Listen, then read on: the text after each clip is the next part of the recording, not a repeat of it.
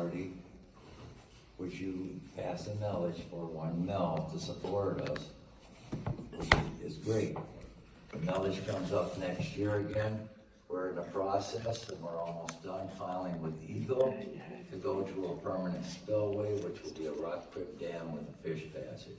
The bill price is $1.2 to $1.3 million. So we're working on a permitting process now on that.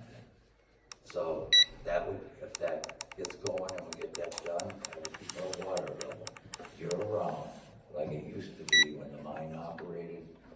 And that's what we need to keep our property values up, because we lose our property value. You don't see it right away. If the river's low, people start selling.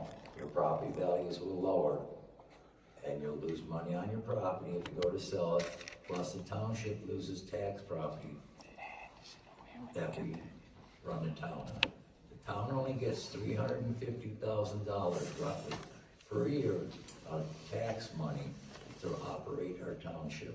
That pays for DPW, the employees, there's insurance, workman's comp, so, and to run the town, electric and all that. So, just to let you know, that's what we run off of. All the millages they go only to like a road millage to roads. The millage for the repair of the dam goes only to dams. Sewer and water is its own entity within the township. So we don't take money from that, and we don't give them money. So that runs off of itself. So we basically only run off of $350,000 a year. So the Tifa is filing for the permit to go for a permanent spillway. We have some good news for you. We looked at the scale. Our trustee Frank over here went down and looked at a scale for the transfer station, and we're purchasing it. It'll be a couple months because it has to be refurbished, and they'll bring it up here, they'll install it for us. So in the meantime, if you saw the newsletter, we are gonna estimate what your weight is for you so you can dump it. If your estimate you think isn't right, you can take your stuff to the transfer station in West Ishion. This is the best we can do. We do not make money off the transfer station, even when it's operating. We lose money.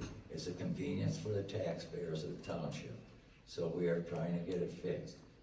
And I'm sorry for the delay, but the insurance companies you have to go through, and winter coming, we're at this point now to fix it. We have surplus property we sold in South Republic. All lots were sold. We made a little over $45,000 off of that. Mountain Lake LLC donated the property to us, and they also donated property to the school, which the school took. It worked out great for us. It used to be CCI owned all those, but it's Iron Mountain Lake LLC. The natural gas line, the town has moved to try to hook up the horse to the cart so we can get going on this. We are forming a utility company, a gas utility company. Once that is formed, we're going through a lawyer and a bonding company. Once that is formed, then that allows us to go for grant money, federally or state, to try to get them to help us out. That is something we're told to do. If anyone remembers, back in the 80s, Nagani did this for electrical. It worked out great for them. So that's what we're doing with natural gas. We'd like to get it in here. I know the people would like to have that. There is the West End Emergency Authority, 5 townships, Tilden, Ely, Humboldt, Champion, and Republic have joined together an authority to operate first responders on the West End. We will they will buy our ambulance from us and our equipment, and we were sent to relocate where the ambulance would go. And they have units in Humboldt, they have a unit for first responders in Champion. There's no reason we don't, look what happened during this COVID, I don't want to say silly stuff, in case you don't, I'm a non-believer of COVID. I've had it 3 times and I still don't believe in it. And that's just the problems, right? But you know what? COVID taught us something. After 3 years of being remotely employed, people in the United States know that they can do their job. And employers know they can do their job. You know what happened in the last 3 months for me, personally? 2 of my kids moved up here in Republic, and they're working remotely. One in Florida and one in Idaho. But they stay home, and they do stuff. And they make money. So all of a sudden, I have a 3-income home. You know what? That's just one of many that's going to happen. And we can prepare for it. Or I guess that's what I should say, is we can plan for it. So that's what everything I'm going to talk about is about how we're going to attract and support the quality of life that is necessary for remote employment. And we're talking about all ages of walks of life, from people just graduating from college, all the way to people who are retiring and picking up a second income. Remote employment is a gold mine. Why? Because look around us. You can see today is a beautiful day. If we could get rid of the mosquitoes, we could have something here, right? So that's what it's all about. Okay, so I'm going to go real quick through. I wrote a speech, I really did, and probably wouldn't be very good, so we're just not going to read it. So I've got 6 committees. And what that comes from is 6 key areas of the master plan. And the whole idea that whoever came up with the master plan thought of and said, you know what? These 6 things we have got to do if we're going to be successful in the next 20 years. And so we've got stuff like, is Irene here? I didn't see her. She's recovering from that non-existent disease called COVID. And so I'm just going to read you a little blurb about what her job is inside the Planning Commission.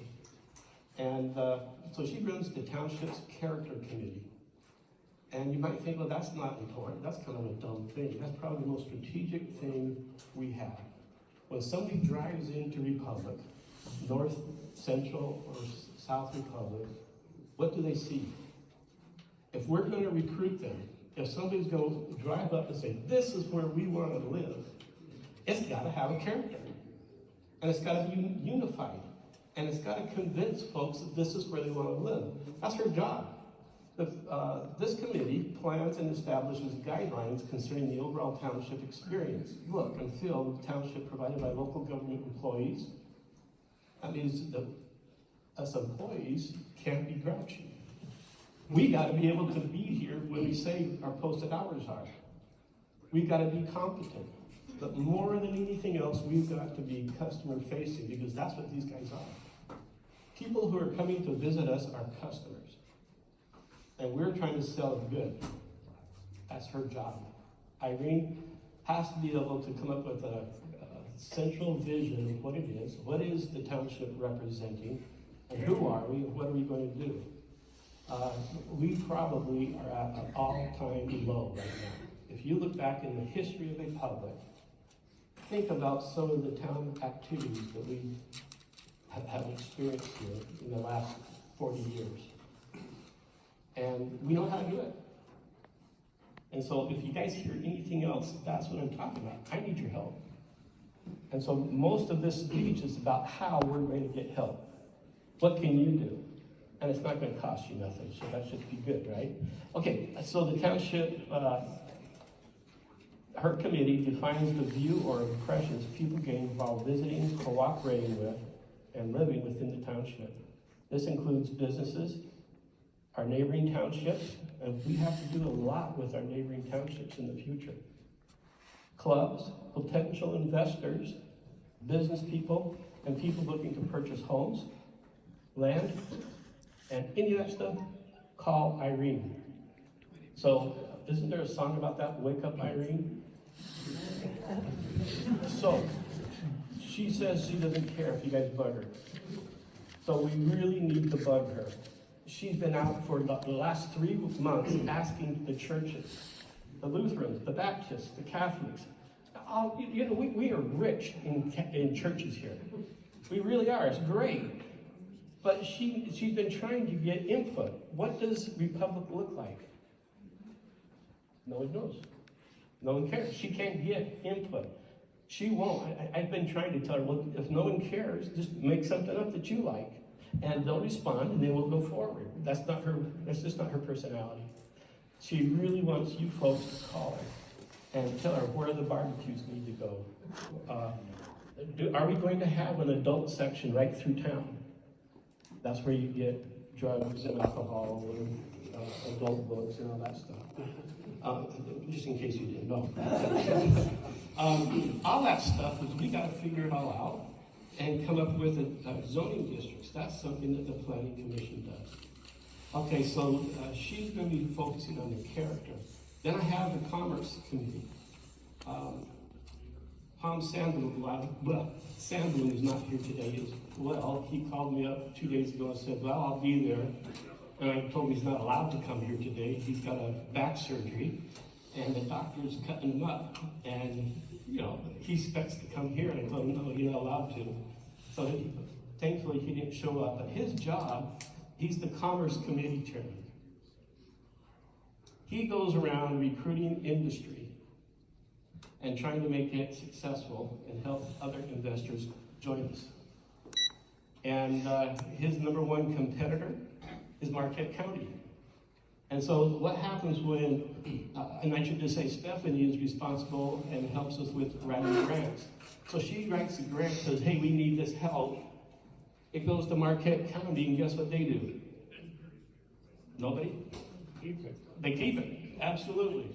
And that's bad business. I don't care who you go to. Stephanie does the work, and somebody else gets the companies who go somewhere else and invest somewhere else. We can stop that.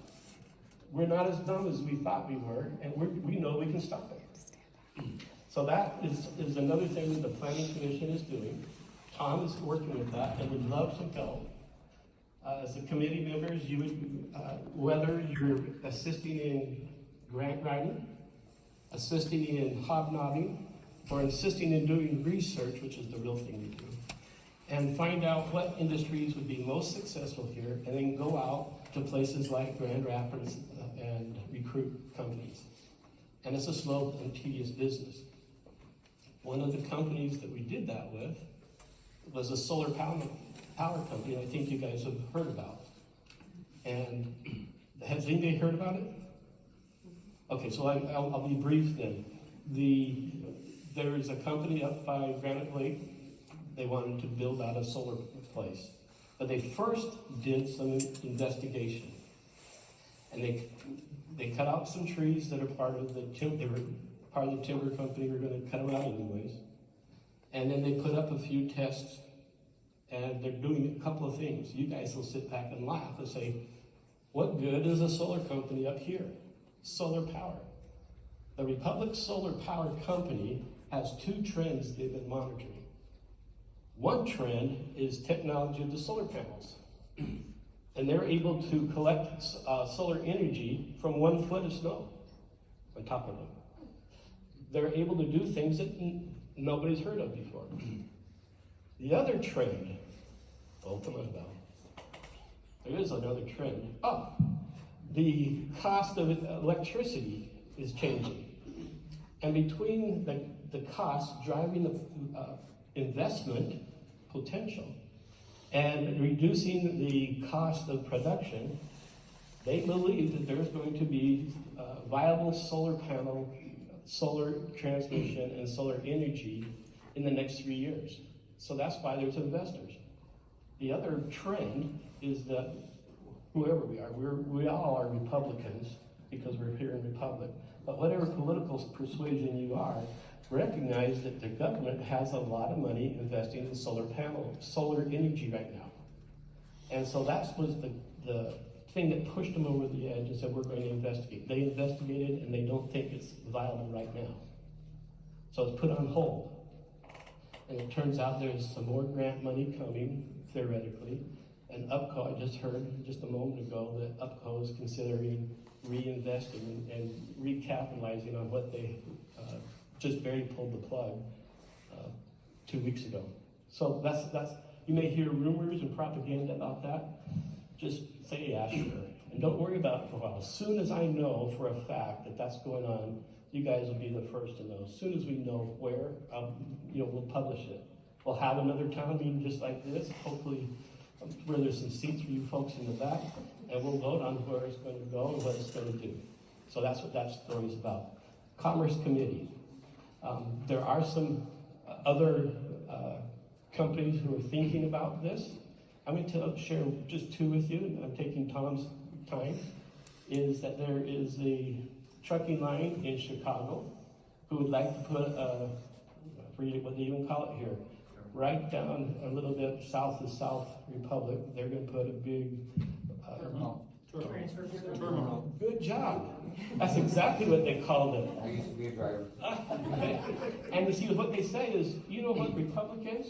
What has Republic got that nobody else has? Why on earth would they have a terminal here? Because this is the heart of the UP. Right down on Witch Light is the heart of the UP. And they want a trucking terminal up here, and they are smarty pants, and so they don't, this is a very secret thing. And so exactly where it is, when it's going to come here and all that stuff, we don't know. And that's the nature of the Planning Commission. We plan things, but then old Irene has to wake up and help those guys vision what Republic is, so that they will invest their money for this depot. One more, then I'll shut this down, is there's a community, it's not health center, community center, folks out of Chicago who would like to come up here and invest in some property and put in their community health and community activities. And I think you're going to see a trend.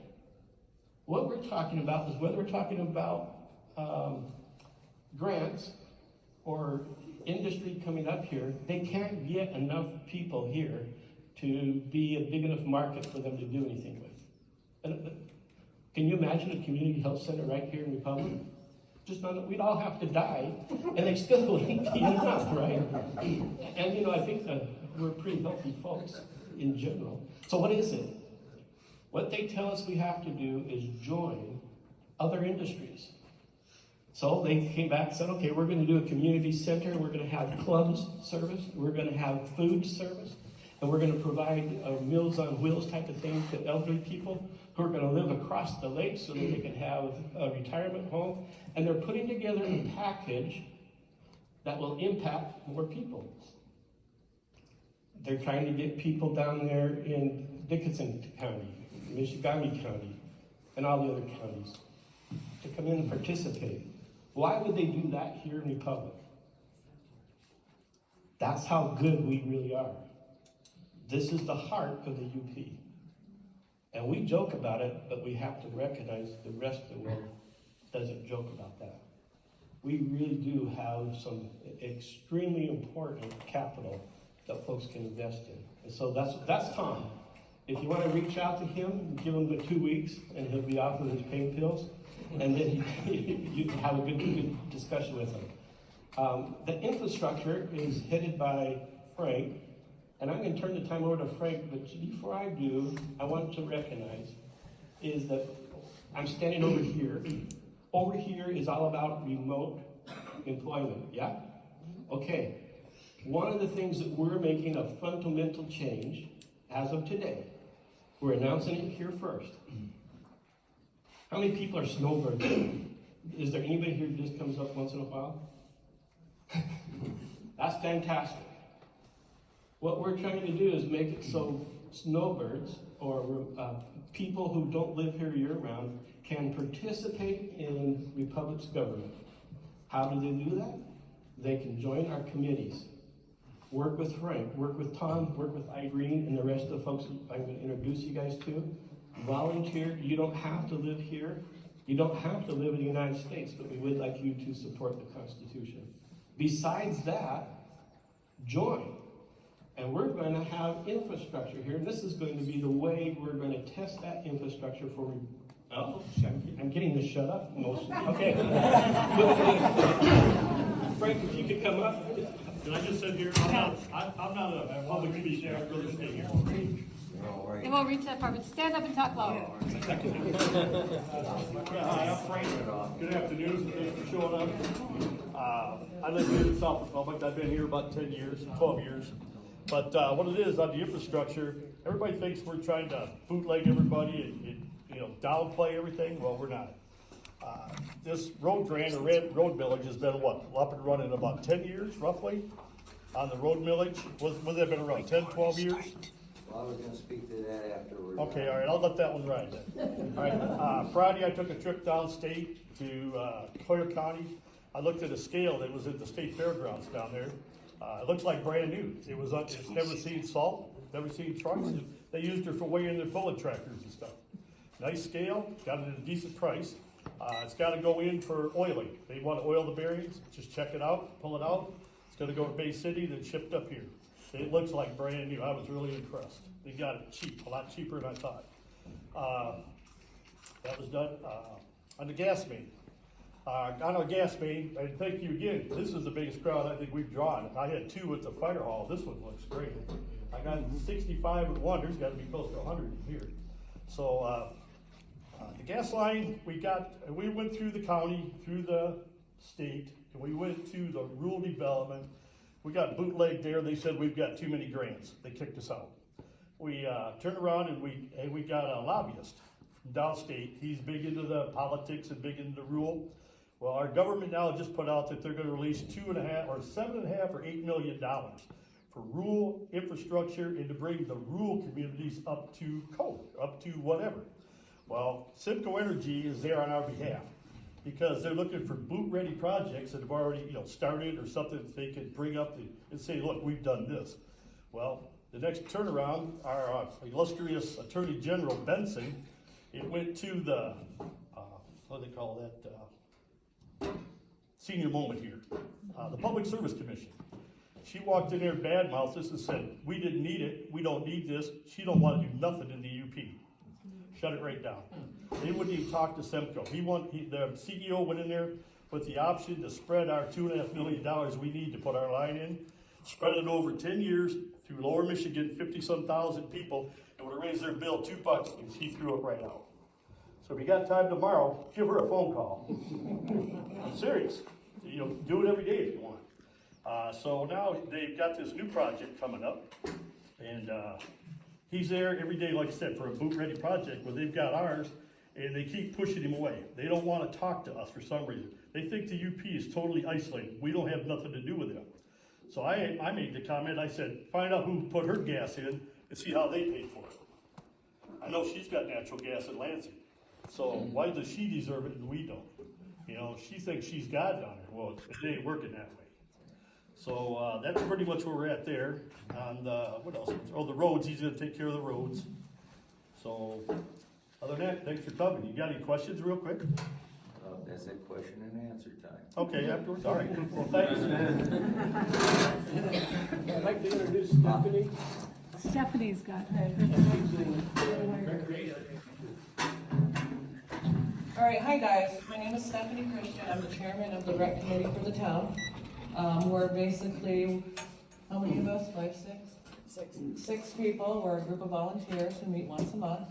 We plan, we present, we propose ideas of recreation to the planning commission, and then if they think it's a good idea, we go to the board, and if they think it's a good idea, we go through with it. Our job is also to engage in the public, to get your opinion, your input, get your concerns, anything recreational. Like if you have an idea, you come to the meeting. If we think it's good, we'll pass it on and it could become a reality. That's the whole point of the rec committee, is to have the community involved and the community, giving their ideas and so forth. So with that being said, we do have a few projects that we're working on. The first one, we just, actually I do want to mention this. We had a community pick it up day where we got volunteers to walk around town, pick up garbage. It was really good. There's a lot more garbage out there. Next month or next year, I want to do it maybe 3 weeks earlier, depending on the weather, and have a good turnout, because once that snow melts, as you guys all know, there's garbage everywhere from plowing. So I want to thank everybody who you know, came and helped us out, and hopefully next year it'll be bigger. All right, the next thing we have going on is we own 92 acres on River Road. We are looking to put together a concept plan and file a grant in the fall for it. To do that concept plan, we're getting a hold of a couple biking clubs. There's gonna be mountain biking on there, and so we're gonna get a hold of a couple clubs and have them physically come out and walk the land and get their idea, and maybe even start marking it off. So once we get what we want out there as far as trails, we can get the grant going. Biking, walking, and mountain biking. So you'll have your rough trail, you'll have your smooth trail, and you'll have walking trails. And then eventually, we were talking about maybe a 3D archery range, maybe even a indoor pistol range. But that's down the line, and there's a lot more to that, but we're gonna start with getting people out on the land, walking the land, and enjoying the area. So that's what's going on with that.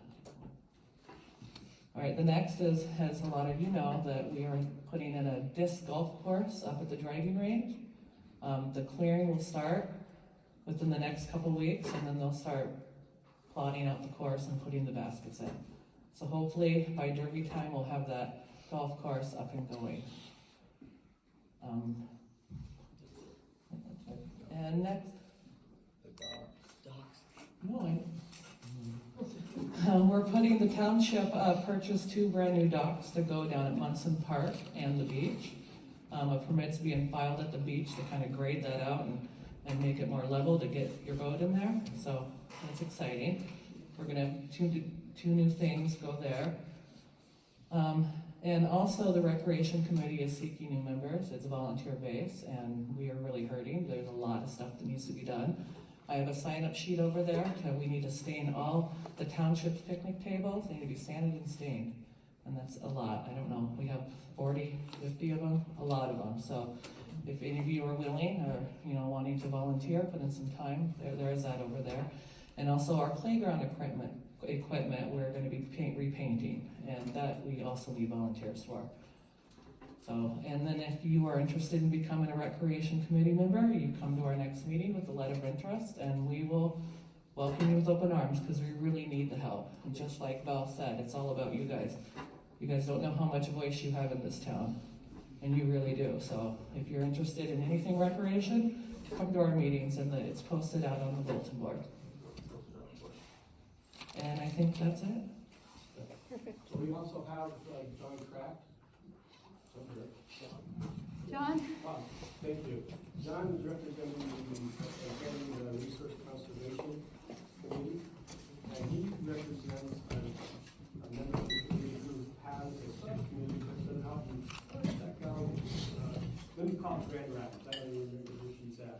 But she is supporting and doing work on the committee, and maybe I'll talk about that as well.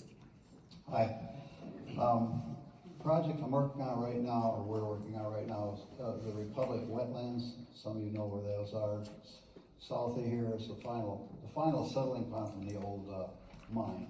But they were starting to have a trail there, and it kind of just fizzled out. It never got finished. So what we're doing is we're going to try to finish that trail that goes around the dike of the pond.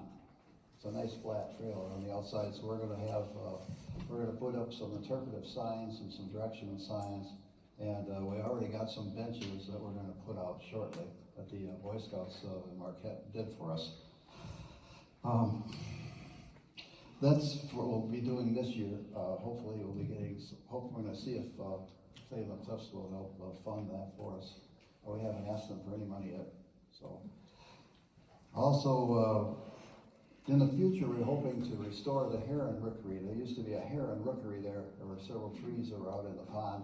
Of course, the trees in a pond don't last very long. And they finally all fell down, and so the herons had to go somewhere else. Someday, hopefully, maybe we can restore that. We'd have to put in platforms and so on, which we need funding for. So that'll be something maybe next year or the year after.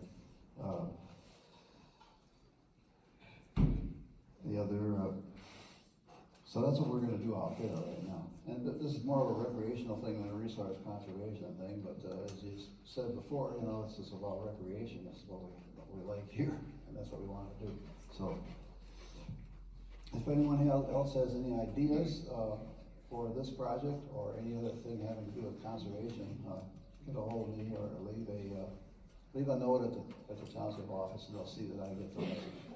That's all I have, thanks. So I just want to say thanks for the members who are here today and for all you guys who were thanked. You probably got something bugging you right now. How do I join? What qualifications do I have? And that's the answer is just, you have my email, right? Shake your heads no. It's Val W, it stands for Workman, just valw@pathologyprevention.com. Just send me your name, and Stephanie sounded like we were being discriminating against, and we wanted to make sure everybody had this and that. It's really not true. She may have high criteria for recreation, but there is a committee out there who would love, it doesn't matter if you're in a wheelchair, if you're not, if you can't speak, you know, we'll learn how to sign for you. But seriously, just send me an email with your name, I'll get back to you. And I don't mind talking with you about it at all. I'm saying, what are the committees and what are the, I kind of watch her turn me off. So, anyway. Okay, moving right along. The next people are the churches. If the churches could come up, we have Lutheran and Catholic and Methodist. If you could come in, we're just going to see what's happening with our area churches in town. Pastor Alex, you want to start? Sure, I can do that. Hello everyone, my name is Pastor Alex. I'm the pastor of Bethany Lutheran Church down in South Republic. As you can see from this little green sticker, I'm newish here. We moved here about 2 years ago, so I've been the pastor there for 2 years. And I gotta say, I love this town. This has been an amazing place for my 2 kids, for my wife, my family. It's been really wonderful to get to know you, and you've been very welcoming. Now down at the church, we have worship services on Sunday at 10:30 in the morning, and there's a coffee hour before that. And if you slept in on Sunday morning and couldn't make it, on Monday night, we also have a service at 7 p.m., which is a more abbreviated service there. Now, as for other things that are going on there, this year we have an exciting anniversary. So about 90 years ago, the church building burned down and the new building was built. So about 90 years in October will be the anniversary of that. And we're working on some restoration for that building. Another thing we have monthly, although we're not doing it this summer, it'll start again in September, is that second Thursday of every month we have a senior-friendly meal at noon. And I know I see some familiar faces from there. But anybody is welcome to come to those meals as well. Am I running out of time? Nope, that's Okay. okay. I'm a little concerned that my congregation is going to get some ideas with this time. They like the idea of 3-minute sermons. All right. Thanks. Thank you. 5 minutes, all right, we'll compromise. I'm certain that there aren't too many people here who don't know who I am. That's the advantage of being here 100 years. I work and minister at St. Augustine, and we have Saturday night Mass at 5:30. We're always happy to see people.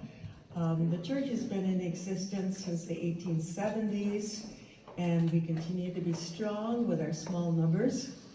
It also gives me an opportunity to thank our pastor crew who served us so very well from all the churches throughout Republic for so many years. We are so grateful for your help, and we are also so grateful for the customers. Many of you fit into that category. We no longer do that, but it certainly was a glorious time. We're hoping to start the soup supper in October, depending on what's going on at that time. We've enjoyed that for many years, and we hope to see many of you. Thank you. Hi, I'm Jacqueline Lombardo, and I'm the lay servant for the United Methodist Church just down the road, the little House on the Prairie Church. And if you remember from the town's 150th celebration, we are the oldest building in the town of Republic. And we have services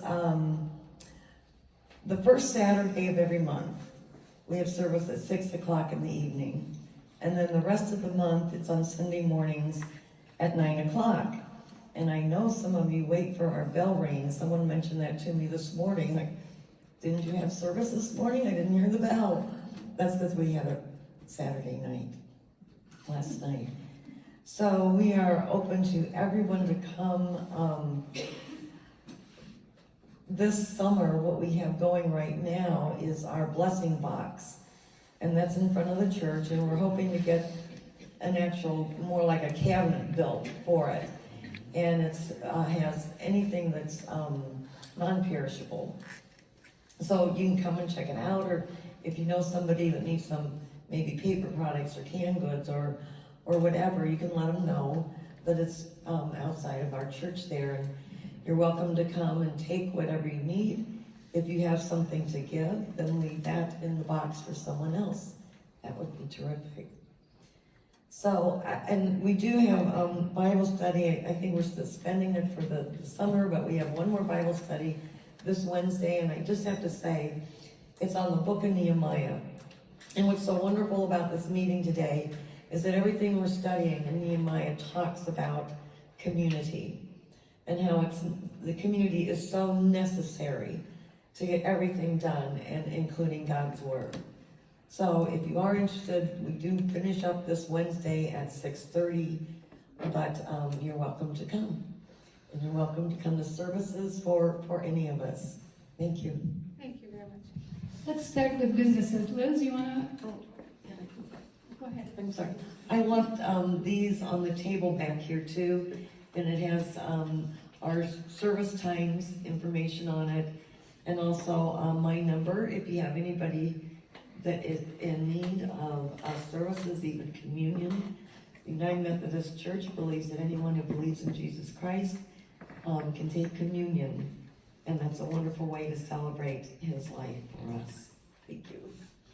Okay, Liz, and then Barry, if you want to get ready with Pine Grove, and then Daniel Roberts with Disc Golf. So that's the next three people. Come on, Liz. I've never been told I need a microphone, so I will just speak. Sister's nodding her head, I'm not looking at her at all. Okay, first I am representing Mackey's Mini Mart. Who Mackey's Mini Mart is a heartfelt thank you to the community. Almost 2 years now when Noreen had untimely death. Oh my God, I've never been told this before. Now I'll have to keep my voice soft. The decision was made by her family to keep the store going. You all know what disarray the store was in when Noreen passed away. It's been a work of love from everyone there. I believe Mackey's has the best employees, excluding myself. I just hang around there. It was a wonderful, almost 2 years now, of rebuilding the store. And that's thanks to the community of Republic, because you continued to come, you supported the store, you helped us be able to fill the store. We've included local crafters now, which you support tremendously. Everything happening at the store is because of you. And Chris could not be here, but she wants you to know how grateful her entire family is to you. As a small token, if you missed it, because it was very busy in here when I got here late, please get yourself a cozy and a lip balm as a thank you from Mackey's for your support and hopefully continued support. The other thing that's happening at Mackey's is we keep introducing new things. We keep looking for your input as to what else you want to have. We know you want gas.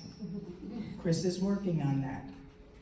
It's just because of what happened, it is extremely difficult to get through the red tape that is involved when the federal government is involved. There were still many documents with Larry's name still on them. So it is not just the death of Noreen that has pushed things back into a black hole. It is everything over the past 35 years that is trying to be cleared up to be able to move forward. But hopefully, we are moving forward. Hopefully, by the end of the year, gas will be there. But in the meantime, we thank you for your patience, and we thank you for your support.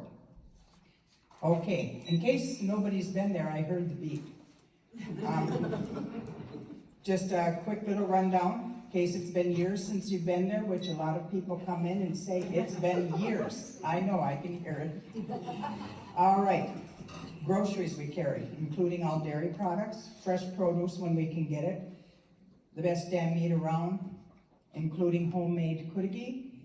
Our specialty is now kudigi rub pork roast. We're doing beef tenderloin kebabs for the summer. Anything you need meat-wise, we can get. We use a meat wholesaler out of Iron River called Myers. Has nothing to do with the M-E-I-J-E-R-S Myers. It is wonderful meat. All right, we have ice cream, pizza, pop, beer, wine, deli subs, wraps, burrito, breakfast muffins and biscuits. We carry over-the-counter medicines, greeting cards, auto care supplies, ice bait, wood, and local crafts. So once again, thank you from Mackey's. I'm putting on my other hat now. And we're going to talk Retro Days of Republic. This is a follow-up of the 150th celebration last year, which was just absolutely fabulous for all of you who attended. It was requested that something be done again. We came up with the idea of doing something along the same lines, honoring the history of Republic, which is anyone who saw anything from the presentations last year. The history in Republic is unbelievable. Friday night in Retro Days, we will do another focus on the history of Republic. If you saw the big easels and that were about, showing like a blank lot and what used to be there. With the marrying into Republic, I learned that Republic used to have a bowling alley, a movie theater, a car lot, a laundromat. As with every other small town, it was self-contained into itself. We probably will never get another auto lot, but we're getting there. We're getting there as far as the expansion. But back to Retro Days. With any celebration, you know we need volunteers, and we need donations.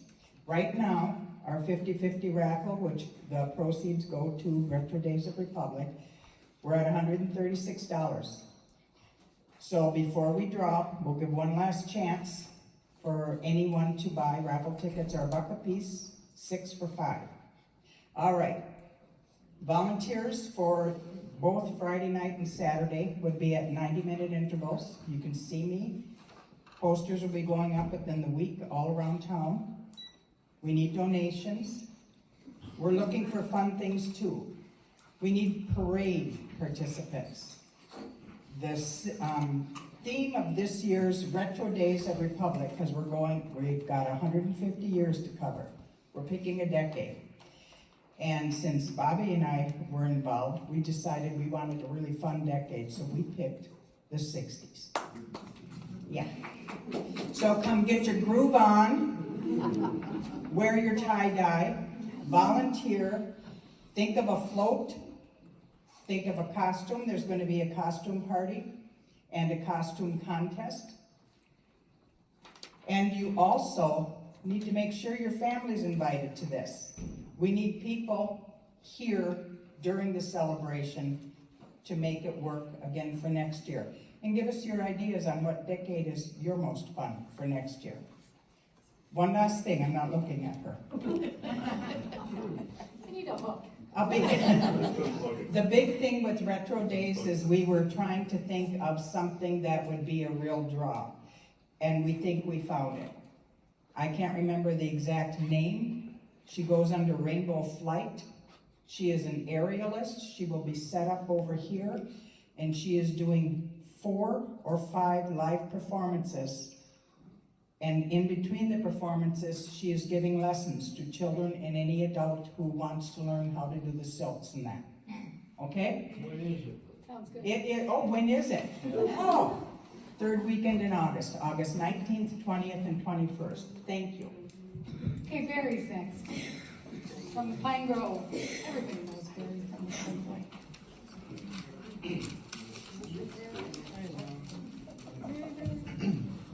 Hi, my name is Ryan Berry.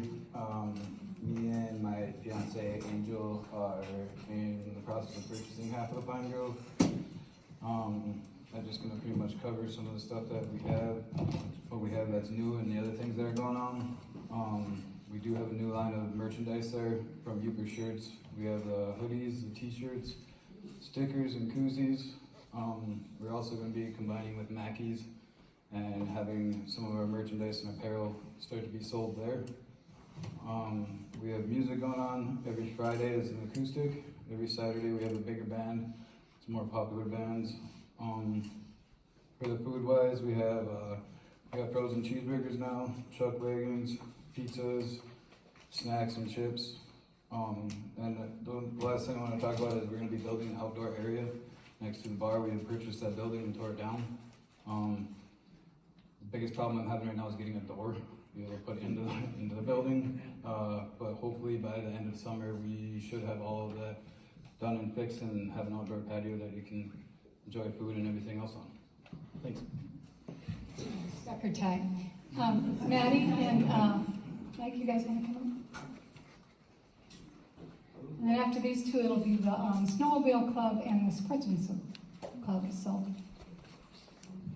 they have green stickers, which means they're new. Yeah, we're new. We are coming up on our 50th week here, so we're almost at a year. We bought the place, it's Pinecrest. It was Ilona Anderson's old place, and so we've been there for about a year. We've just recently finished renovating our third cabin, so we're just redecorating and yeah, we've got some weddings planned for later this summer, so we're looking to expand into like weddings and small events and things like that. And we are adding some campsites out on our trails this year too. So we're excited to have a busy summer and continue to get to know our community. Thank you very much. River Road. yeah, right Yep. Sportsman's is Craig. And then Snowmobile with Aaron.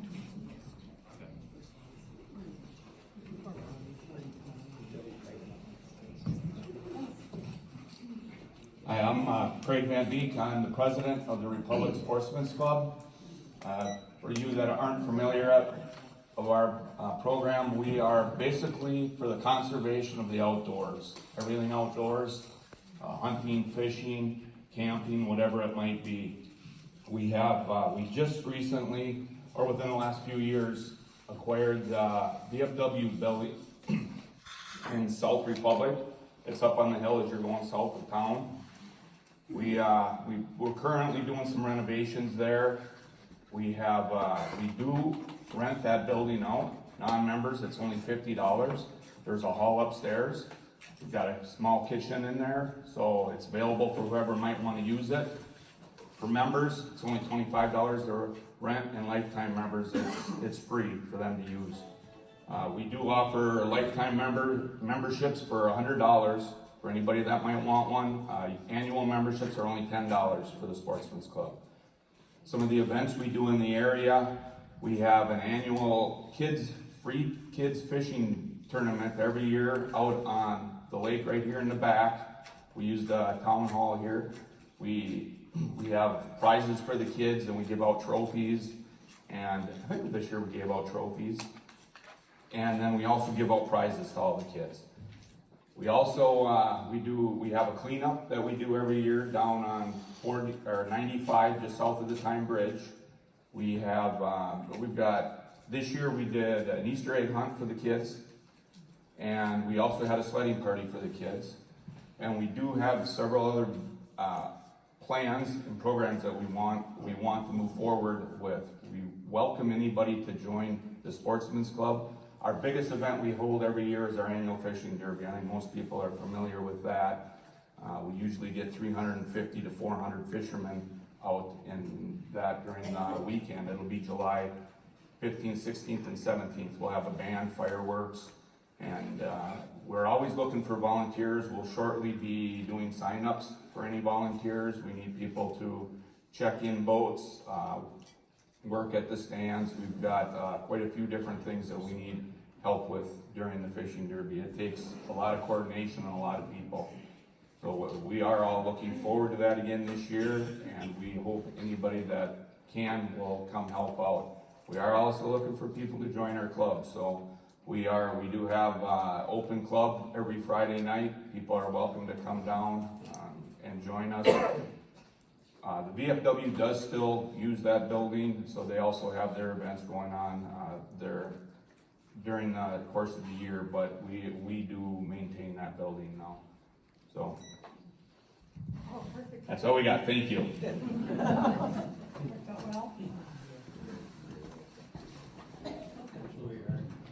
Hi, I'm Aaron with the Snowmobile Club, Moose Country. Our clubhouse is about a mile down the road, just past the cemetery. We are at the intersection of 5 trails. We've been a club going on 33 years now. Through the dedication of a lot of volunteers, we've got about 175 miles of trail network that we maintain and groom every winter. We've got guys that go out on 10, 12-hour trips grooming, 40 hours a week, 50 hours a week, some of the guys are putting in. We're always looking for volunteers in the fall to come help us put signposts up, signs. After the rough storms we've had this spring, we've got lots of brush on the trails down. We bring a lot of snowmobiles and a lot of tourism into this community. On average, on a given weekend, January through February into March, there's probably 500 to 1,000 sleds travel through this town.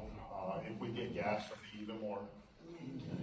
Word is getting out through technology like Polaris Ride Command app. When other trail networks are rough and ours are known to be some of the smoothest in the area due to the dedication of our groomers and our club members, they all started coming here at the end of February. We had some of the smoothest trails. Our machines were maintained and still running where a lot of the other clubs were broke down. We had people from as far away as New York and Pennsylvania travel here to ride our trails this year. And after riding our trails, they said they're coming back. So we draw from a big, diverse area. We have 480 members, I think now, from 7 states. We take in members from anywhere that's willing to come. If they stop in the clubhouse, they want to sign up, become a member, we welcome them in.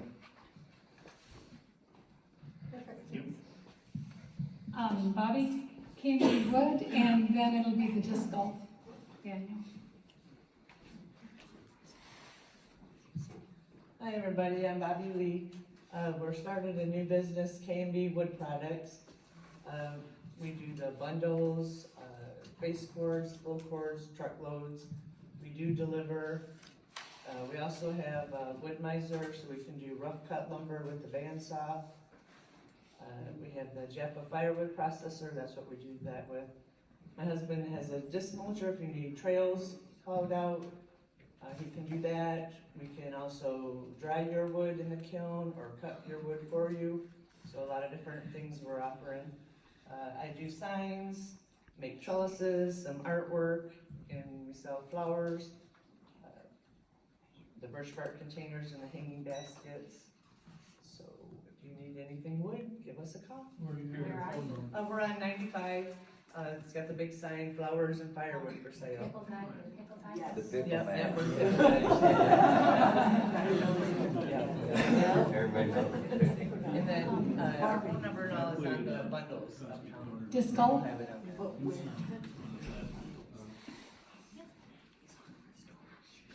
Oh, the bundles are at Mackey's Hardware Store. Another new business. Hello, I've been here for roughly 2 years. I'm here in 2020, about the week we went into lockdown for COVID. And then I started a disc golf business last August, which is about the time that the community member, the rec committee was looking for ideas. I brought the idea to them. I think they already had an idea. There was already one basket out there from a while ago. But I sell bags. This is one of the bags that people use to carry different discs. You got putters, mid-ranges, drivers, just like in regular golf. If you'd like to see what a basket looks like, I brought one that's in the back, just kind of an example. That's just kind of my practice basket at home. But I offer lots of different stuff, bags, smaller bags, handheld bags, pretty much anything that you need. If you ever have any questions or anything, I do have the Facebook page, UP Disc Golf. I posted into the Republic page a couple weeks ago, offering up anything. If you guys want to ask any questions, if you want to come out and just learn how to play, you don't need to carry this many discs. If you want to play the course with one disc, you can play the entire course with one disc. You don't need a ton of discs to play and to get started. So 1 or 2 discs will get you started once the course goes in. It's a relatively inexpensive sport to play. It doesn't cost anything to play the course. You just go out with your discs, grab a group of people and go out and play. If you want to go out by yourself, you can go out by yourself as well. I know my wife will probably go out and walk, and she probably won't even play. She'll probably just walk the dog along the course. So if you guys have any questions, let me know, and I'll stick around for a few minutes afterwards. Greg, from the Farmers Market. Greg Wickstrom, I'm my farm, Virgin Earth Farm. It's on the end of Fence River Road. I just want to make a plug for the Farmers Market. I sell my produce at downtown market, Farmers Market. I've done that for last 12 years. And I was there like 20 years ago, and there was only like 20 people came to the farmers market in Marquette. And I've watched that market grow to where there's thousands of people coming now. We have that same potential here. Every Saturday we have a potential to have a festival with our farmers market, and so I invite all of you to come out on Saturday. It's I guess we have it from July, August, and September, and it's at 10 o'clock in the morning. Is that at Nelson's Park then? The farmer's market? Yeah, at the pavilion there. Olga? Olga Williams on the Historical Club and the Heritage Garden.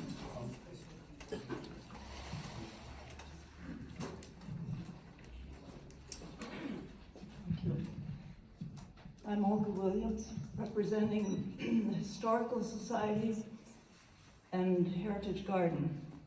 And thank you for the plug on Farmers Market. The gardeners started that in 2007, and really appreciate being able to come back. It was gone for many years. Let's see, historical. The society has existed for almost 30 years, and we maintain 2 properties, Pasco House Museum and the Beulah House right next door in South Republic.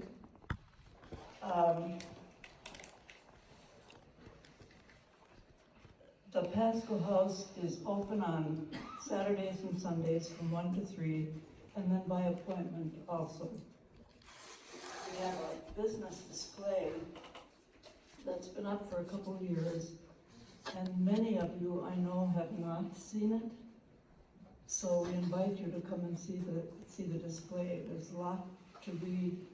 It takes a lot of research and time to put up a display like that. And so we hate to take it down if there are very many people who haven't seen it. There's also some vintage clothing on the 2nd floor. Unfortunately, it is 2nd floor, so you have to be able to climb stairs to go up there. But the business display is on the 1st floor.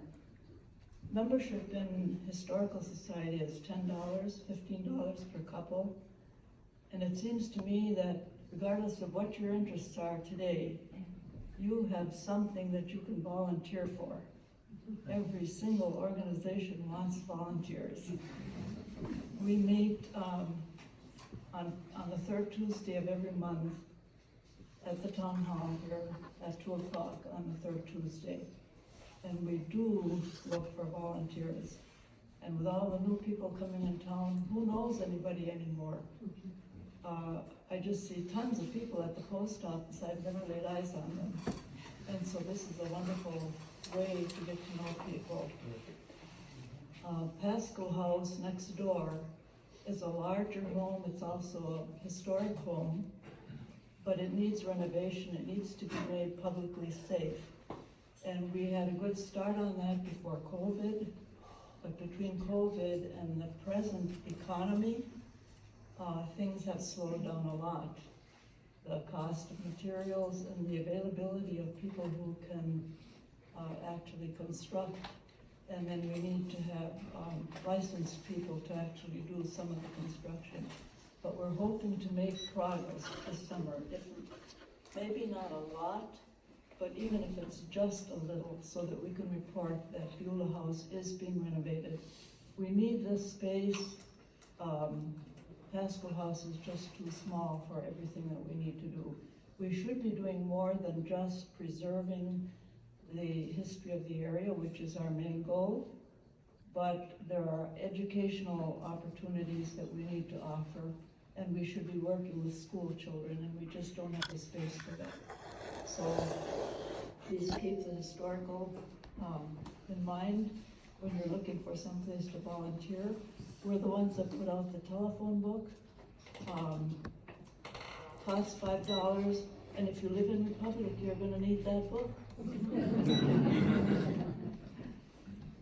You know, the day of telephone books is really over. And then in July, we will be having a strawberry social at the museum. Now for the Heritage Garden, have a minute on that. And believe me, it felt like it was 16 years for me to put this photo thing together. It almost drove me nuts. But I have more of those, so I'll put those over there. Heritage Garden is a perennial garden, and most plants last every year. They come back, but they don't last forever. So after many years, even perennials will die. And particularly on that hill over there in the winter where it's so windy, it's very hard on some of our plants. And here again, well, before I say that, I'll say that we do have some annuals, especially because Hebers have, a good selection of annuals, and we've been able to add some of that for color. Otherwise, it's basically a perennial garden. We are looking for volunteers of any age, but I would like you to know that we would like them to be younger than us. But don't eliminate yourself, because we think 70s are very young. So if you are even in your 70s, please come and help us. We are older than that.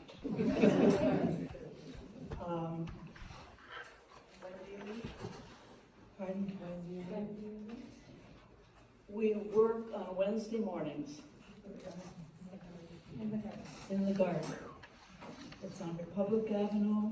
You must know where it is if you've even driven on that street. So I think that's. Jake's here.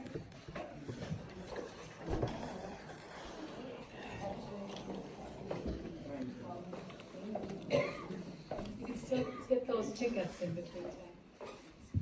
Thank you. For those that don't know me, my name's Jake Spear. I think I'm the only practicing attorney in town, so that makes things difficult. I've got nobody to fight with. So, yes. Yeah, I focus my practice mostly on estate planning and outer law issues. So, we stay pretty busy. I have a partner, Erica. She does more, litigation than I do. Yeah, I've been in town since about 2010. My family moved out here. My mom owns the store in South Republic, so she couldn't be here, but chaperones to the honor flights in Washington, D.C., and we've also supported the funding of the Veterans Memorial over there in Republic Avenue. Our area outreach is done with Beacon House, Northwoods Air Lifeline, Room at the End, the Women's Center, UPAWS, and Trillium House. 30% of our receipts are dispersed through the United Way of Michigan, Cancer Care of Marquette County, Bay Cliff Health Camp, the Ishpeming Salvation Army Food Bank, the Ishpeming Commission on Aging, the Republic St. Vincent de Paul Food Bank, and the Republic Michigami Library. We meet on the third Thursday from September through February. And we, as I said, we are a small group of volunteers, and we're always looking for help. I was asked to say a couple things about the library. So there's a public library, that's in, I'm timing myself here, so I'm doing, okay. Okay, so the public library is located in the school. They're expanding and doing some classes, some community education this summer that we're really excited about. The first class that is scheduled is called Ducks in a Row. If you or your spouse, if one of you pays the bills and know everything and the other one doesn't know anything, you really need to attend the class to get your ducks in a row. Because if anyone who's taking care of their parents and had to manage all their stuff, it's not an easy thing to do. You can make it super easy for your spouse and your kids. So that class is coming up. Then the next class is, there's interest sheets there for Facebook. If you're on Facebook or not on Facebook, if you would like to kind of be, you want to find out about it, you want to maybe get an account, there's an introduction to Facebook. There's Facebook security for those of you that are on it and you're getting hacked or you're afraid you're going to get hacked. Everything to learn more about Facebook. And the other one is Google Photos. If you have 500 photos on your phone and you want to show somebody a picture really quick, you can organize those. We can put them in a place called the cloud. We explain all that and can really get your photos organized. We're not printing them anymore. They're not in a big box in the basement. And so you really should get a handle on your photos. Those are interest sheets. If we have enough people interested, they will take those classes. And book club is the third one, and that starts on June 23rd. And the group gets together, you read the same book, and a month later you get together and talk about it and pick another book. So those are 4 or 5 things that are happening at the library. Feel free to sign up on the interest sheets. Next we have Neil Davis. Is he here? He was, and he is not. We have, I know who we have. Another, who am I missing? Oh, I'm missing Jake. Justin Chernick? No? He was going to come from the Republic Nonprofit Housing.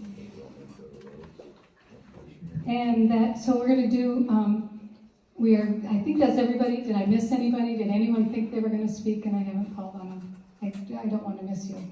Lucy, you about ready for the drawing? And then we can have... We're doing last call for the drawing. Last call for the drawing, and we're going to open this to about 10 minutes of your questions, and then we're going to go on to the roads, correct? Well, they're going to ask questions on this. I'll guarantee you that. I know they'll ask a lot of it. Let's do that for the town hall, though. Does anyone have any questions for any of the speakers that spoke? Anything you want clarification on? Is everybody? Yeah, go ahead. I have something that I don't know what committee it falls under, but I have curiosity about what is being done or needs to be done about these properties that are derelict, falling down, have been condemned, and nothing gets followed through. And I think Jim's sorry. So the question was, there's properties that are derelict and that are just run down, and is anything being done about those? And Jim, would that be you that answers that? I'm the enforcement officer because no one wants the job. I passed out over 20 blight ordinances, fence ordinances, dangerous building ordinances. I've given some people over a year. They will be getting civil violations now of $100. The second ticket's another $100. The third ticket's $500. The next is going to court. Land Bank is taking some of these properties over and they will clear it out and take care of it. This all takes a little time. I could go out and cite them within 10 days after giving them a certified letter, but nothing's been done in this town for years. We got lawn ornaments that people think their cars are beautiful. They'll never see the highway again. We have boats that will never see the water again. We have an ordinances for the safety and health of our community. Past boards, present boards, and future boards will always be amending or adjusting or adding new ordinance for the community. The new ordinance that was passed during the winter, all recreational vehicles, campers, side-by-sides, four-wheelers, boats, trailers, they all have to have legally registered to be either on the water or on the road. They have to be parked on the side of their houses or in the back of their houses. I've already given out notice of that. I have it posted at True Value, the posting of what the ordinance actually says. That was introduced during the winter and the town board passed it. The blight ordinances was redone, the civil infraction ordinances, because we didn't have enough meat to go after people. Now we do. There's 2 other townships that took our blight ordinance and civil municipality ordinances, and they have adopted it, and they're going after people in their townships now. Blight is a bad thing, but I've noticed that they're starting to pick up and doing this stuff. There will be some hardcores I'll have to go after. I'm still giving them another year, a lot of them, but I see progress, I will not go after them. If I don't see progress, I will go after them. In the end, it's up to the total board whether we go with a lawyer and go after them in the end. They've only done that a few times in town. It's very costly. So hopefully I get 90% of them that do what I ask them to do under the ordinance. So we are working on it. And just give me a little more time, you'll see things getting a little prettier. I just think that it's, if you're talking about first image, when you come to the public, appearance is your first image. It's just like when I see someone for the first time and they're introduced to them, your appearance tells me a lot about you. Your mannerism tells me a lot about you. Do you look at me or do you look away when you talk to me? I understand all that. And I'm trying to clean the town up. I came back to this town in 2008. I could not believe what happened to this town. I understand the mind left. Since I've been here, I've been on the rec committee, planning commission, and now I'm supervisor. I hope I can do a good job for the people of Republic. I care about this town. I know the history of this town better than most people that grew up here. I love this town. So I'm working very hard to move us into the 21st century. And our planning commission, they are key to tell them, to get from the people what you want us to do in the future. If we don't hear from you, we move in a direction of what we feel we should be moving. And like it was told, we are the central UP. We're a central hub of the trail systems. And there's Airbnbs. I don't know if you know this. We've got to have at least 20 Airbnbs in the last 2 years. They come in from out of state, they buy, fix up the houses, and they rent them out when they're not using them. That brings people from outside. I like them to come to our town and see that we have a nice looking town that's cleaned up. So, I have a card here for anyone that would like it. You can always get a hold of me. 24/7 I'm available. So, does that answer your question for now? All right, and then let's move on to these. Oh, he's got couple more Can questions. you say what the status of the high-speed internet is? Fiber optic internet? Can you ask that question to my planning commission when I'm done with the roads? Sure. Then we can go to question and answers, because I know people are gonna ask about this. Okay, So so let me start with this real quick. We have a road millage. We receive about $128,000 a year from the road millage for 5 years. That's almost $600,000. If you look at, Park City Road, just in our township, not counting Humboldt's, that's $268,000. It's 1 mile road. Fence River Road, 1.75, which is a real bad road. It's almost $500,000. Just to do Pine Street, $280,000. Maple Street, from Pine Street down to Willow, there's one bad section there by the school, $35,000. Willow Drive, from 95, where you enter into Willow Drive, down to the split on Oak, is $81,000. If you went from Willow, from 95, over the hill to the other side of Oak, it's $252,000.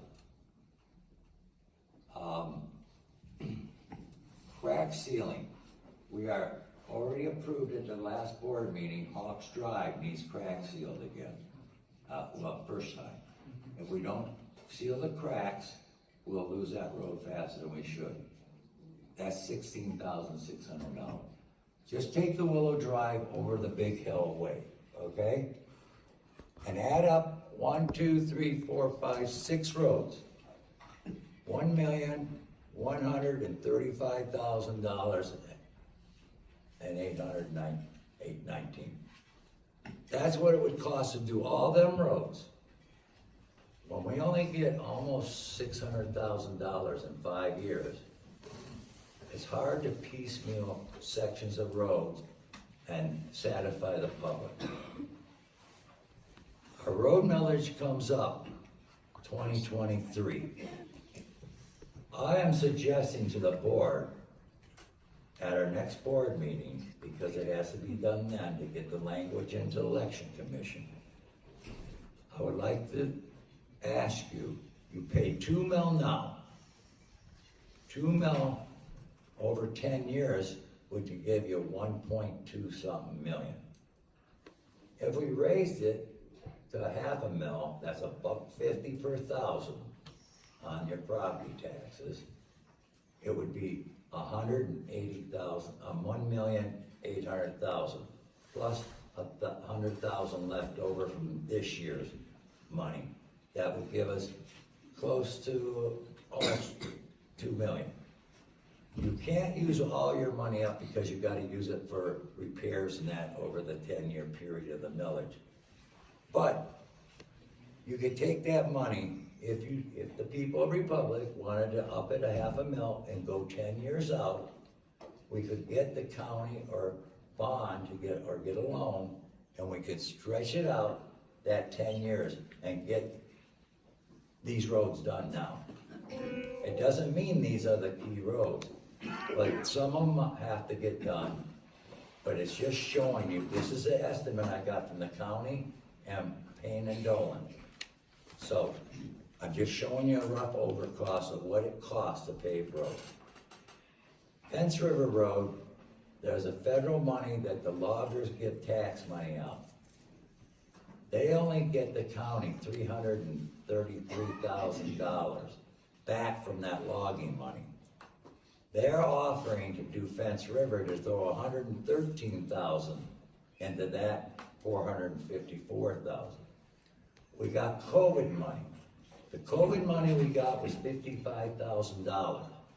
That can only be used for water and sewer or roads and any revenue loss you had. We did not have a revenue loss during COVID. The county can show us revenue loss on roads. We could take that money and move it into roads too. That would give our up higher. So I'm looking to suggest to the people, if you would be willing, I'd like to see a show of hands, to go for a 10-year millage out at 2.5 mil.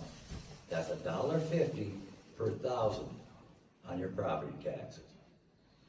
Would you show me a show of hand who would do that? All right, I thank you. I am bringing the rest. Pardon me, would go to 3. How many would go to 3? Oh, you gotta go up to 3 now. I do not wanna bleed the people on your taxes, raising your millage. You're gonna get hit with other millages. August, we got a millage coming that is for operating expense of the township. If it doesn't pass in August, we can reapply it in November. If it doesn't pass in those two cycles, the township will shut down. We will not be able to operate because we will not have funds. Once we deplete our savings account and everything, the town will shut down. You will lose your operation. Okay? And what millage are you wanting for that? That's gonna be in the ballot, and it's the same as it always been, I think it's 0.5. But when you look at the Headley Act, it's an act that reduces your millage. Every millage is reduced a percentage. The road millage, for 5 mills is 4.9788, something like that. Each year it reduces a little bit. So, you got the operating expense coming up in August. If I asked you to go for the road mill, I believe it would be nice just to do the 10 years at 2.5. I think we can handle that. And then you have, maybe in the future, we might have to do a millage for emergency, for the ambulance service. But right now, the board feels we're in a comfortable position with money to cover this for a while, to get the ambulance service up and running. We got a millage for the Heritage Trail will be coming up next year. That is 0.97 something. That will be coming up next year if you want it or not. Humboldt is redoing, they're gonna put it on their ballot for it. Ely Township's gonna put it on the ballot. Those are the 3 townships that not look hooked up to the Heritage Trail, but the Heritage Trail maintains them, no matter what. So, just to tell you this, I just wanted to show the public, this is what roads cost. How And many miles is that on Fence River? Fence River's 1.75. It's from 601 to Squaw Lake Road. Why aren't they doing the whole road? It's $1.2 million to do 5 miles of road. Okay. Okay? Resurfacing? Yeah. This is 4 inches of gravel, 2 inches of pavement. That's it. So they're tearing out what's there, putting gravel down, then putting the pavement down? No, gravel right over the top. They do wedging and all that. The gravel goes right, that's what they did at Hawks Drive. They were the shit. Okay? They don't last as long as they used to. The oil isn't as rich that they put in the asphalt anymore.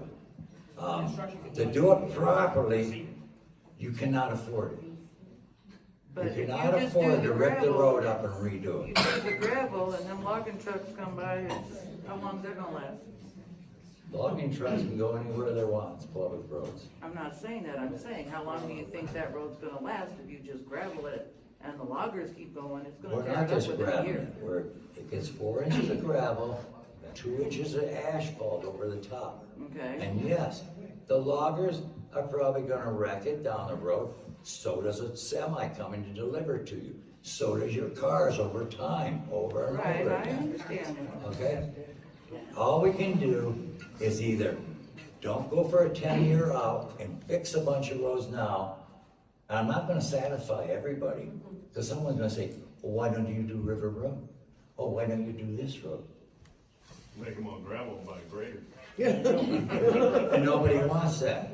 But what I'm trying to tell you, what I look at running a town, which I was elected to do, and I try to talk to my board, what area has the most need and has the most tax base screaming out there that needs help?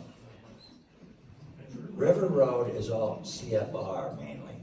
That's Forest Reserve. We don't get any money out of that. Fence River roads are all lakes, camps, and everything. We get a large amount of property tax that runs this town. It has not been worked on in over 50 years. Boat ramps. Okay? So, what did you say, sir? I said not to mention the DNR boat ramps for the lakes. Yeah, well, Drawing tourists. but the DNR doesn't even take care of the park no more down there, well. But I just wanna show you this. I am asking the board, I'm doing a resolution to do this month, to pass, to go out for the melt at 2.5 for 10 years. So that means our road would get fixed when, next year? Which road are you living on? The worst one? Which one's that? It's River. They're all bad, but anyhow, it doesn't mean it would be done next year. Because in November, if it passed, then the board will look at what roads should we go for and do. Doesn't mean we're gonna do these 5 or 6. It all depends. That's when we'll have to make a decision. We can't make a decision now without knowing if the millage passed. Once the millage Just passed, say, the millage passes, how long are we talking? to it fix could be these 2 roads? years. 2 more years. You have to get ahead of it, you gotta get on schedule with the county or the company that you hire. You gotta get with a bank to bond or get a loan. So you have to do all this stuff. Then the engineer has to file that, it has to be approved, all this stuff. Once that's all done, it usually takes a good year, then the project can start. So you always look at about a 2-year window, sometimes a 3-year window. That's even on grants. It takes that timeline. All right, we're drawing for, thank you very much to everybody. You will receive $104.50. Leslie Hurst. Oh my God. Leslie Thank you so much. Leslie has opted to put it back into the retro days. Thank you. Well, thank you, Leslie. For you that don't know, I would like to let you know Leslie wrote the first rec plan. She worked on the planning commission and did the first master plan she worked on. And her husband, Chuck, was a trustee. They have Cedarhurst down on River Road. They have done a lot for the community. We have used her template on everything moving forward. Every 5 years, the rec plan and master plan has to be resubmitted to the state for grant money. So Leslie did a great job on that, and I thank you, Leslie.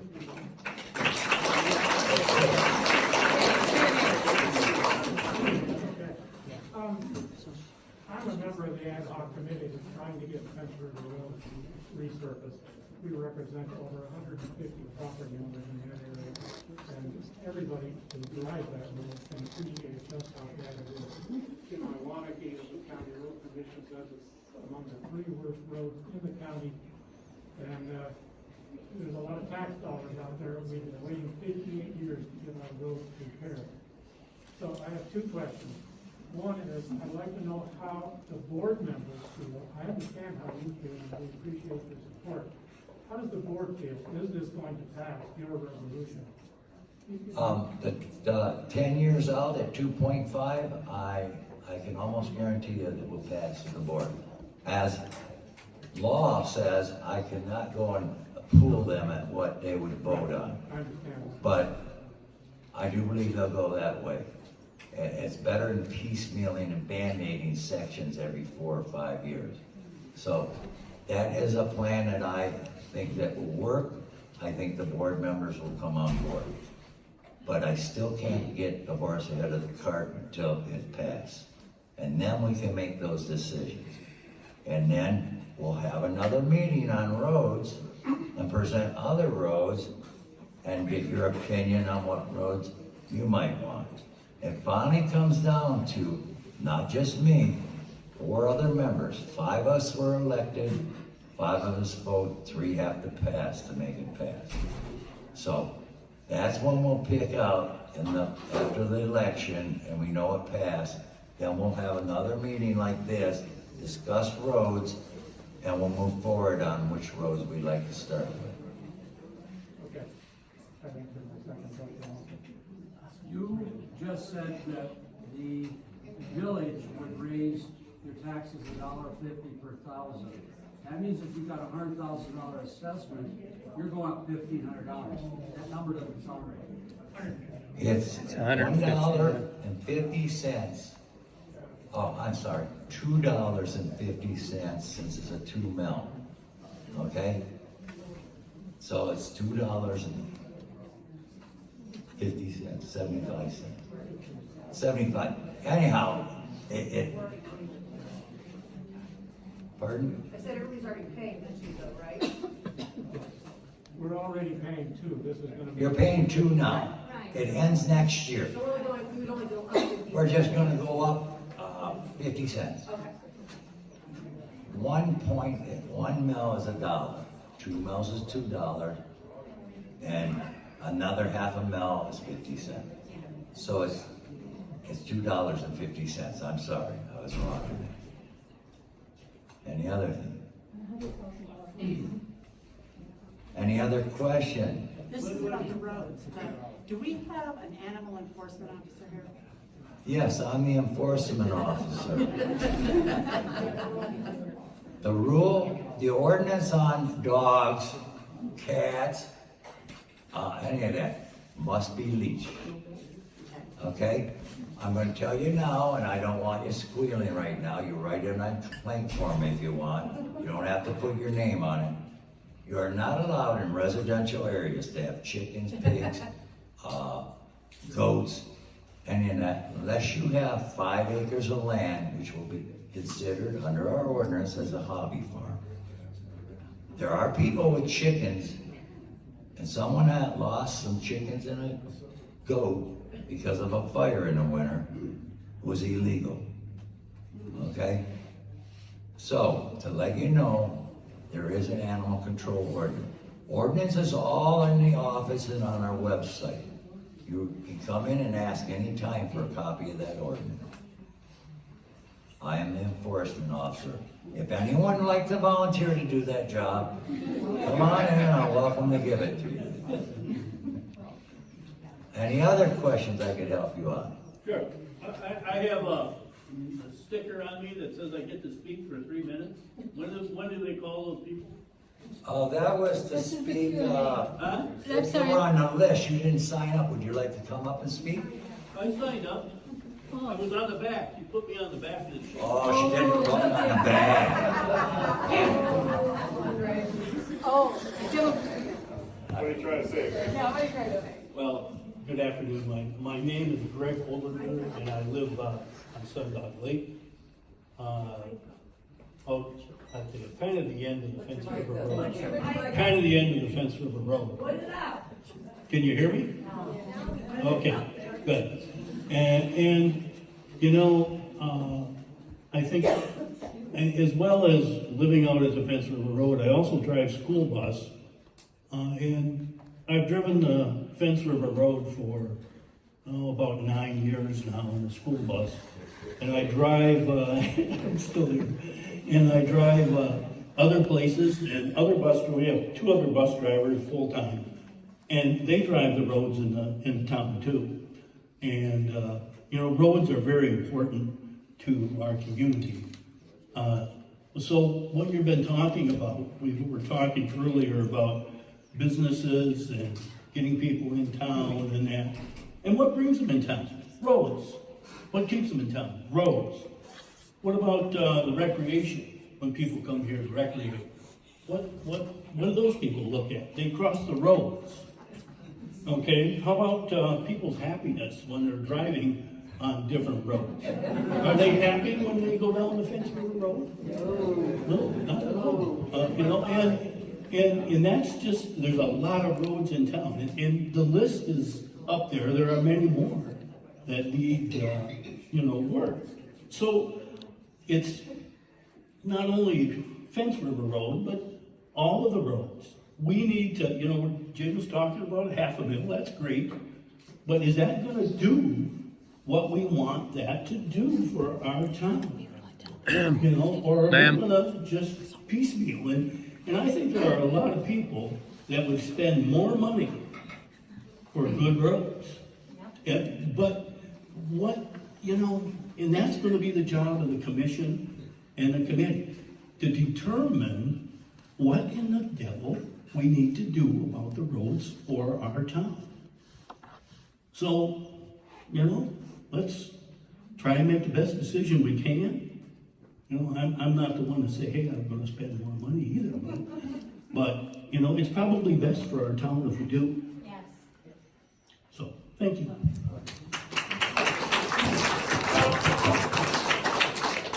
All right, there's one other thing I would like to ask you to all do.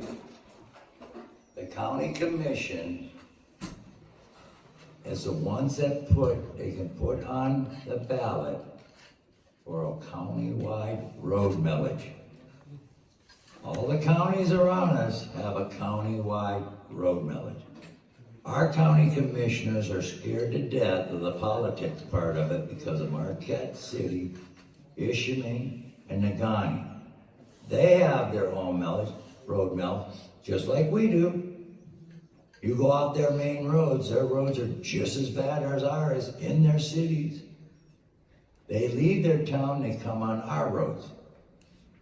I think if everybody, and I'm talking to other township supervisors, to get their people out and write your county commissioners, why can't we get a road millage county-wide to let the people vote on it? I just suggest that. They get a bunch of letters from you. I'm gonna hear from Joey DeRoche if he gets a bunch of letters, so I'm telling other townships that that's what we need to do. We've been, Frank and myself, and about 8 other townships sat with the county on about 3 meetings on where to put COVID money. Okay, the county gave $2 million to the road commission. And now they're under an agreement that they go into chip sealing business. So they're out buying chip sealing equipment to do chip sealing. And that will be a 60-40. If you look at our roads, there's only a few roads that chip sealing will help us on. So that's not a great deal, in my opinion. They got shortchanged by the county commissioner. They had a lot of COVID money at the county to distribute out. So we kept asking, we need a county-wide, and I keep being told it's too political. Nothing's too political unless you put it out to the voters. So I'll ask you again, any questions? I've got cards here. I am 24/7 supervisor. I don't care if it's 2 o'clock in the morning, something comes up, you need something, you can email me. My cell phone takes text. You got my email address. This is a direct line to me. Okay? So, if you're not asking any more questions, I would like to say one thing. Every 4th Thursday of the month at 7 o'clock, we have a board meeting. We only get a handful of people, and they're always the same people. And then I get out, and people ask me, well, what's this about? What's this about? If you come to a meeting, you'll find out. You'll hear hearsay, in this town, I can catch a 10-inch trout out of the river. By the time I get to South Republic, it turned into a 15-incher. So, I just want to let you know. And you threw it back. Yeah. So, one more time, any more questions? What was the time for that? It's 7 o'clock every 4th Thursday. Well, if you post that on the Republican Bulletin board on Facebook, that's how I found out about this from Shelby. It is on our website, it's on the bulletin We'll board. do that, right we'll on do the- that. I'm talking Facebook. We'll do Get your that. notifications. Okay. When things get put out. Myself, I don't get on Facebook, it will get me in trouble. Well, again, if you got Shelley here, she seems pretty adept. Okay. I'm sure But- I'll put it on. Put it on. Our meetings, every meeting for every commission, committees and all that are posted right there on the board. Right outside the board, and it's supposed to be on our website. If it's not on our website, I will get it on our website. We do not get on social media in the township. We don't get involved with that. We have other people that we want to see. Everything that's done electronically, anything I do on my phone, electronic, computer, is all public. Anybody can come and ask to see a copy of that. I stay out far away as I You can. look up here, the short version is, what, $80,000? That's to fix to where Oak ties it to the very bottom. That fixes like a half a mile. To fix the rest of the road up over the top, that is milling it out right like it's supposed to be, putting it back down, doing the edges and everything is $250,000. But what's happening is, everybody's avoiding this piece of road and they're going through Oak, down through the water, and back up through that little subdivision right there. That's tearing up that road. Should we fix the big road at the 200,000, or should we fix the 80,000 and let everybody just run through the part like they have been? What's everybody think? He wants to know. Fix the one by the house.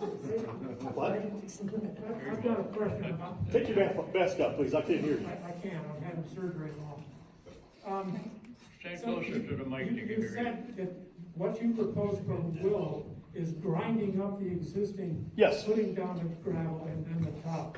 Yes. But for Fence River Road and other roads, they all say you need to grind up the existing road. Yeah, let me finish, okay? Okay, I went, when we wanted to do Hawks Drive, Jim O'Wante and I went nose to nose for like a month. He said, I agreed that they would stone the road. Comes find out when Baco shows up to do the road, they're putting bank run sand and gravel on it. Sand and gravel does not, sand moves. When it gets moist in the spring, it pushes, it moves. That whole road is flexed and now it's cracked. That's why we're spending $16,000 right there just to have a crack seal, because the road is junk. And I agree, when the guy back here, he said, why put sand? When you put sand under a road that's not a solid base, that's a 3 to 5 year road. I said, that is junk. You grind them up, put them down right, that's a 10 to 15 year road. So, I mean, that's what I'm saying. We picked, if you do Willow, and you do that pond sack, or, I mean, the end where it comes off, they're gonna sand it, they're gonna want to sand it, they're not gonna grind it up, they're gonna put it back down, you're gonna waste $80,000. But I said, if we're gonna do a piece, like you said, I don't want a piecemeal, I want to start at the corner, from right up to where Oak comes off the first time up on the hill, right there by where they finished up a couple years ago. And we were trying to just take a poll, would you people rather see do the short piece, or do the long piece? So is the long piece over the hill? Yes. Well, the houses are all, the people that live on the bottom part, they're all driving that bumpy road. No, you're misunderstanding. Yes, I People that are coming from town, they go through the short piece where all the houses are to Yeah. avoid the bumpy road. Right. Then they come out in the end and it's still just as bumpy. Wouldn't you want to do the road that goes all the way up over the hill and down to 95 and keep the traffic out of that subdivision? Because the trucks and everything are still going through there tearing it up. You're tearing up one road, diverts the other. Does that make sense? What? Yeah. I can't, hold on, excuse me, please. Go ahead. Yeah, I'm still confused. So it sounds like you're suggesting that all these road repairs need to have the old road ground up. Yes. And yet the proposal for Fence River Road was not to do that. I didn't make that proposal, and I'm not part of this committee. I'm kind of on the background. And you're going on the suggestion of what Iwaniki wants. Well, we maybe don't want what I want if you want. I agree with you. I agree with you. How much more would it cost to do it right, is my question. Actually, it's almost the same money. And why aren't we doing it right? Because Iwaniki's trying to chip seal, or he's trying to just put a Band-Aid on everything and run, is what he's trying to do. He's retiring. Yeah, he's retiring, so he don't care. Go ahead, Greg. Is he retiring? I just, I would like to just say that your poll is nice, but I think that what the decision should be with your planning commission and the board of what to do to make sure it's done right and is the best deal for I agree with you. township. I agree with you. But see, when we want to do a road like that, the county gets their nose into it because it's a 60-40, right? I think it is now. And as soon as they get involved, they start taking over. That's like Hawks Drive, it's all breaking, you get the rocks. We paid to pull those rocks out. Here, all of a sudden now, one just miraculously appears. That culvert that keeps popping up. We had them out here to tear that up, and I told them, put it down, put the spider web over it, and hold it down. They wouldn't do it. They said it cost money. So they Mickey Moused it twice, and now we're paying for it. So When the chip seal goes down, is that gonna be addressed? huh? Before the chip seal goes down, will Hawks Drive be addressed then, the rocks that are popping in the culverts? Yes, yes, it'll have to be, yes. But we're not chip sealing right now. That's crack sealing, not chip sealing. We want done whatever you did to Fence River Road 58 years ago, because apparently that's good. Well, I agree. But my question was, would you rather see the road fixed a mile? Or just fix the piece? Okay. All right, here you go. Thanks, everybody, for coming. Thanks, Jimmy, for coming. So sorry we got your surgery.